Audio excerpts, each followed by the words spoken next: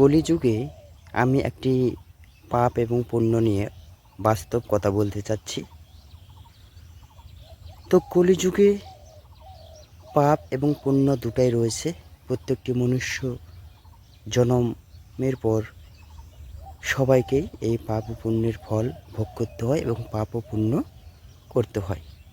কিন্তু কলিযুগ মানে পাপের যুগ, সেই কারণেই কলিযুগে পুণ্যের চাইতে পাপের পরিমাণটি বেশি। পুণ্য আপনারা যদি 1 ভাগ করেন, পাপও করেছেন 3 ভাগ। আমি বলতে চাচ্ছি এই কলিযুগে মানে যতদিন বাঁচবেন ততদিনই পুণ্যের চাইতে পাপটি বেশি হবে আপনার জীবনে। কিন্তু যারা আছেন বা যারা জানতে চান বা যারা মনস্থির করেছেন যে আমি যতদিন বাঁচব ততদিন যেন পাপটা যেন কম হয়, পুণ্যটা যেন বেশি হয়, এবং এমনকি পুণ্য করতে পারি কি বা না পারি, অন্ততপক্ষে পাপটা যেন কম যেন না হয়, এইরকম একটি চিন্তাভাবনা সবারই থাকে। তাদের উদ্দেশ্যে আমি বলতে চাই, কলিযুগে জন্মগ্রহণ করেছেন, পাপ পুণ্য আপনার জীবনে লাগবে। আপনি যদি পাপটাকে ক্ষয় করতে চান বা পাপ যদি না করতে চান, তাহলে যেমন একটি ফুল বাগানে যদি চারদিকে না ঘেরা থাকে, তাহলে যেমন যে কোনো লোকজন এসে বা যে কোনো খারাপ জিনিস এসে যেমন এই ফুলের গাছগুলোকে নষ্ট করে দেয়, এবং এই ফুলের গাছগুলোকে বাঁচাতে চাইলে কি করেন, যে ফুলের গাছের চারদিকে এবং এমনকি ফুলের গাছের সামনের দিকে জালি ব্যবহার করেন, যাতে কোনো রকম রোগ জীবাণুর আক্রমণ বা কেউ যেন ফুল তুলতে না পারে বা কেউ যেন গাছকে আঘাত করতে না পারে।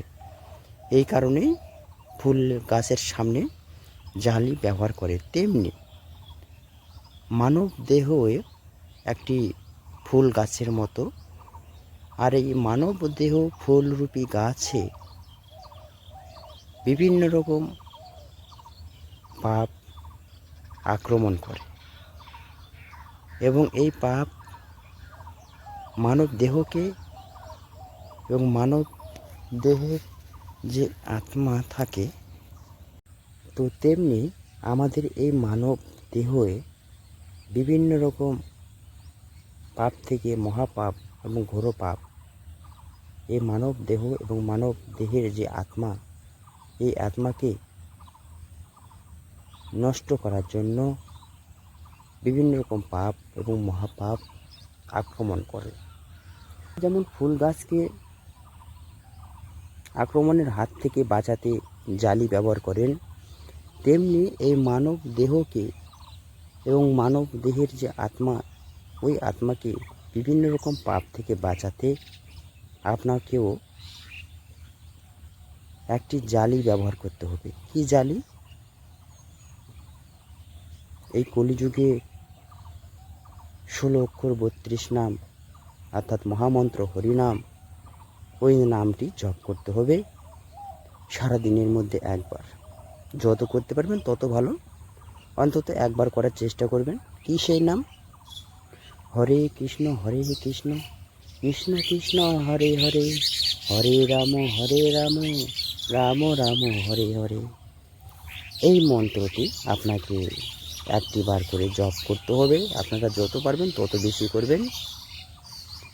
এর সাথে আরেকটি মন্ত্র জপ করবেন, সেটা হলো এই কৃষ্ণায় বাসুদেবায় হরে পরমাত্মনে প্রণত ক্লেশনাশায় গোবিন্দায় নমো নমঃ।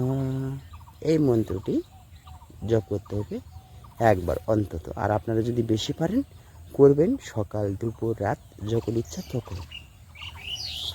তো এই মন্ত্রগুলো আমি যে বললাম, এই মন্ত্রগুলি আপনারা যদি প্রত্যেক দিন অর্থাৎ 365 দিনে 1টি বছর হয়, 1 বছর যদি আপনারা প্রত্যেক দিন প্রতিনিয়ত যদি করতে পারেন, তাহলে আপনার এই মানব দেহে ওই মন্ত্র জালি রূপে কাজ করবে।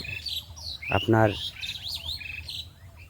মন্ত্র সিদ্ধির ফলে আপনার দেহে এবং আত্মার চারিপাশে এমনই এক জালি তৈরি হবে, যেটা এই কলিযুগে আপনারা যতদিন বাঁচবেন ততদিন যতই পাপ এবং মহাপাপ আপনাকে আক্রমণ করার চেষ্টা করুক না কেন, কোনো কিছুতেই তার জালি ভেদ করে আপনাকে ওই পাপ কাজে লিপ্ত করাতে পারবে না। তো এটাই হচ্ছে পরম সত্য এবং পরম একটি বাস্তব কথা আমি সর্বপ্রথম বললাম এই কলিযুগের মানুষের উদ্দেশ্যে।